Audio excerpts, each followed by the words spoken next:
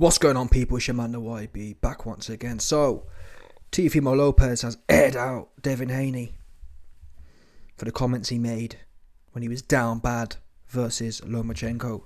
Teofimo says, Haney sucks. He sucks. Haney sucks. He's a fake it till you make it type guy. And when the going gets tough, daddy, he's figured me out. Oh, stop. That's a punk.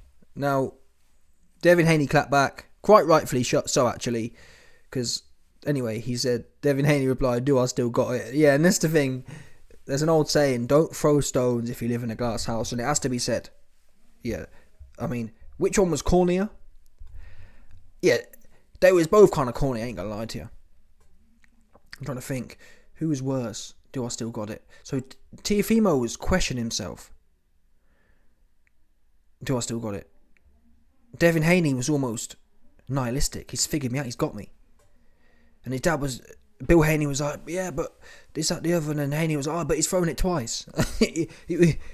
Haney was not only dismissing the advice he was getting, he was almost like it was over. Yeah, but he's thrown it twice. I've got no answers, kind of thing. Teofimo, I mean, they're both bad looks, but anyway.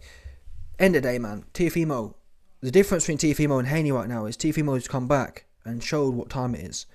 Yeah, he didn't rematch that dude. I've got his name now, but yeah, is he Mexican? I believe he ended up beating, what's his name, Mikey Garcia, Sandro, Pedro, one of them ones. I'm not sure his name. He's a Spanish guy, actually. The Spanish guy beat Mikey Garcia. Should he rematch Teo? Should Teo be rematched him? Ain't really trying to see that, to be fair. Either way, Teo came back against Josh Taylor. The odds were massively against him, and he showed on and showed out. Devin Haney, who's the younger, stronger, whatever else, he need to go back. And at the time when Devin Haney drew with Lomachenko, in my opinion, I said one of the key reasons I need to see the rematch isn't because of what happened in the fight. Bear in mind, I don't judge things on a typical round by round basis. I judge things on, listen, the holistic nature of the fight. What's your body language saying? Yeah, and Devin Haney in there saying, Daddy, he figured me out, Daddy. I've got no... That, for me, that tells me you need to go back and right that wrong. And show Lomachenko you don't need pops. You don't need Daddy to step in and save you. You're going to... you know what I mean? Bear in mind as well, who do we know? Devin Haney was the one before the fight doing all the woofing. Pushing him. I'm too young, I'm too strong. I'm a bull. So that contrast, to go in there about what you're going to do, and then you don't do none. And not only did Haney not do none, he also was crying, essentially. He looked broken in there, bottom line.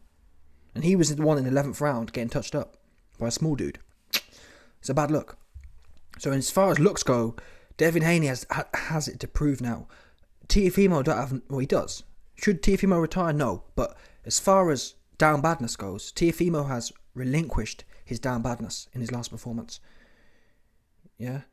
When you come back against the odds in the fashion that Teofimo did, that is... We forget, not forget, but we forgive. Do I still got it? Because clearly he still got it. You get that? Does Devin Haney still got it? Yeah? We don't know. Because he ducking Lomachenko rematch. You know what I mean? And bear in mind, people, Lomachenko is old. Which means he's only going to be older. Why wouldn't Devin Haney, the young bull, who's super strong and he's going to knock everyone out, why would he be ducking a man who's going to be another 6 months older? It's a bad look. Yeah? And it implies, Daddy, he's figured me out, is how Devin Haney feels inside. Even if you think Devin Haney won the fight, he ain't win more than 7 rounds. And he had his worst round of his career in round 11. Yeah? Now, don't get me wrong. I've already said Lomachenko was corny in the 12th round for saying, oh, I knew I'd already won the fight, so I turned off. Well, oops, you lost. That's whack as well. But still, Devin Haney need to come and do what Teofimo did now. Now, equally, you could say, well, he's going to go up to and fight Prograis. Would that be... If Devin Haney goes in there with Prograis and puts on a show, that would redeem him too, but I don't know. The Lomachenko thing, it makes sense to me right now. Why? If you can't get the tank fight, why not have one more 135 against Loma and then move up? Why not? Loma's very small. Many people, myself included, I thought there was more chance of Devin Haney getting a stoppage than Lomachenko winning. Turns out that was wrong. Oops. Definitely don't take my advice. No one's there. But anyway, Teo needs to come back into the mix, in my opinion. I mean, he's at 140 as well. Imagine that. He's got a belt, or he had a belt at 140. He should have been putting on Haney, in my opinion. Haney, come up and get this smoke. Yeah? I really do think he's been poorly. Well, I don't even think he's been advised. I don't know what he's thinking, but yeah. It's a bad look. It's a bad move for him to be retired now on that kind of momentum. Unless he thinks he can't replicate it. I don't know though. I've doubted him before, and I don't think it's fair for me to keep doubting Teofimo because, listen, you know what I'm saying? Honestly, that for me was one of the most shocking fights I've seen in a while. I thought there was no chance. I thought Josh Taylor was going to punch a hole through this guy. And Josh Taylor was down bad. Anyway, let me know your thoughts, people.